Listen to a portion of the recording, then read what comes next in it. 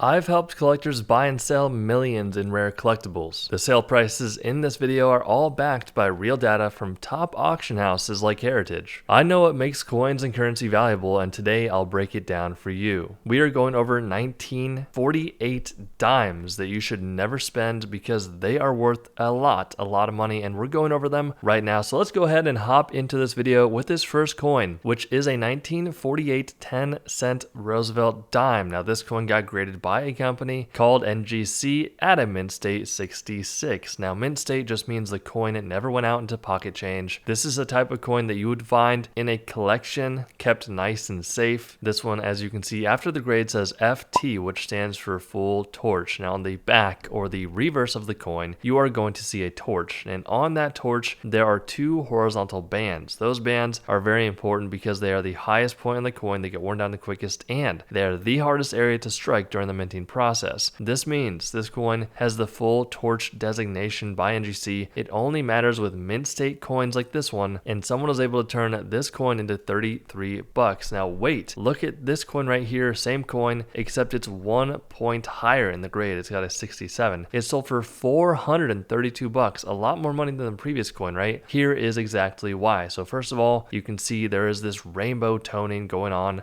the face area of President Roosevelt there. Now that coloration can happen due to the storage of the coin. So if the coin is stored improperly, it can discolor either positively or negatively, impacting the value of the coin based upon what a collector really wants in their collection. They may see this coin and think that it's actually not attractive and they would not pay more money for it, while on the other hand, there may be people that want to pay a lot of money for a coin like this because of that eye appeal it really has. This coin also received a plus designation after the 67 grade, which means that the grader who was grading the coin said, hey, this coin actually looks really nice for the grade, so I'm going to go ahead and give it a plus sign, which does impact the value positively. It seems silly, but in the world of coins, that is a pretty big deal. All in all, this coin got graded 1 point higher. It has nice coloration. It does have the full bands on the back, and it was able to sell for $432. Only going up in value. Here we have a 1948D. So this coin does have a Denver mint mark on the back bottom center left area of the coin, D standing for Denver, like I said. While we're on the back of the coin, you can see a very dark brown coloration and a rainbow coloration on the front. This is the toning happening. Once again, this coin got graded at a 68, so 1 point higher than the previous coin, and instead of it being a plus sign, they got a star designation. Star just means that the coin has stunning eye appeal and looks exceptional for its grade. All you got to know is that coins that are properly struck and kept nicely in storage can bring higher premiums based upon how the coin looks. Now, I don't want to get your hopes up. I'm not going to sit here and lie and say, oh, the coins that you have in your collection are worth tons and tons of money. The reality is, if everyone's coins were really rare and valuable, then everyone would be extremely wealthy, right? That's just not the case. But there are instances where you come across some coins that are really, really rare and valuable, and you don't want to spend them on accident or get too little money from them when you go ahead and sell them. Now, I will say, do not bring a coin like this to a pawn shop because you are going to get taken for your money. Don't let that happen to you. What I recommend is going to at least 3 different coin shops, getting all of their opinions before making a judgment for yourself about what you want to do with your coin. Now listen, if they all tell you that the coin is not rare and valuable, I would go ahead and listen to them. They're probably telling you the truth. Now, if there's any of them that say, hey, this is actually a rare coin, then you might want to get it certified, looked at by a few more experts before you go ahead and sell it. But I'm telling you right now, the majority of the coins that you come across, they are not rare. But this coin is sold for $600. Now this next coin sold for $2,520. That's a pretty big jump of an increase in price there compared to the previous coin. This is a 1948D 10-cent Roosevelt dime. This one got graded by PCGS at a mint state 68 with the full bands on the back. So you can see this Pepsi Cola coloration going on the outer side of the coin. Just a really nice looking coin at a very high grade. You have to consider also that market conditions are important when it comes to coins like this. By that, I just mean when you sell your coin can be very pivotal. For example, during the pandemic, a lot of people thought that the coin market would crash and burn. However, the exact opposite actually happened, and we saw record pricing at that time. So it's important to strike while the iron is hot. Get out there, sell your coins when the market's really going well. That way you can maximize the value of your coins. Now, do understand, while this is not any sort of professional advice, I I do recommend against spending a lot of money on coins with the intent of selling them for more later. You have to really pick and choose what you're doing here, because there are examples where, let's say you spend $2,000 today, in 5 years it could be worth a couple $100. It all depends on what you're buying. Now the exact opposite could be true as well. You could buy a coin for a couple $100 and in 5 years it could be worth thousands of dollars. Either way, you got to know what you're doing. You got to spend the time researching and understanding what you're buying before you go ahead and just start spending money. Either way, this beautiful coin here sold for $2,520. All right, here we go. We're going into the 1948S 10-cent Roosevelt dimes. This one is a San Francisco minted coin. Now, San Francisco is a mint that typically does not mint many coins. However, in this specific instance, San Francisco minted quite a few coins, and the majority of Roosevelt dimes you come across, specifically from 1948, you're gonna really need to have a coin that is in high graded condition. You can see this coin from 1948, that's a pretty old date, right? It got a 67 grade, that's a very high grade, but it still sold for $97. So not as much money as you may think, but this next coin sold for $1,860. This is a 1948S 10-cent Roosevelt dime graded by PCGS at a mint state 68. So that is only 1 point difference than the previous coin at a 67. So depending on what type of coin you have, what the mint mark is, and what the grade is, you can see 1 single point difference can mean a lot of value difference there when it comes to selling a coin online like this one. And I will point out the elephant in the room, just this really crazy coloration toning going on with this coin, which is a high likelihood to have a factor in the value of this coin. Once again, it sold for $1,860. Now, if you enjoyed this video, you are going to enjoy our free coin and currency ebook down below that goes over coin handling, grading, and values. Make sure to check out that ebook, and we will see you in the next video.